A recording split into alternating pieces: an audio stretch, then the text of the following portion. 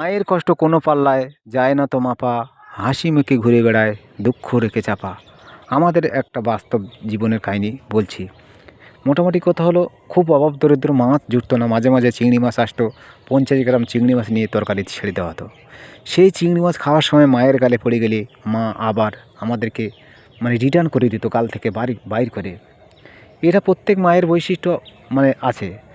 বিশেষ করে যারা অভাব দুঃখের মধ্যে রয়েছে, এইসব মায়ের এই আচরণ বৈশিষ্ট্যগুলো আছে। কিন্তু এখন দেখছি মা বাবা বৃদ্ধ হয়ে গিয়েছে, তাদেরকে খাওয়া দাওয়ার সিস্টেমগুলো পালা বদল করা হয়েছে। 1 মাসের পরিবর্তে 1 সপ্তাহ নিয়ে আসা হয়েছে, কারণ ওই 1 সপ্তাহে ভালো মন্দ খাওয়া হবে না। আর অনুষ্ঠানের সময় এলাক পোশাক কেনা হবে না, কারণ অনুষ্ঠানের সময় এলাক পোশাক কিনলে মা বাবাকে দিতে হবে।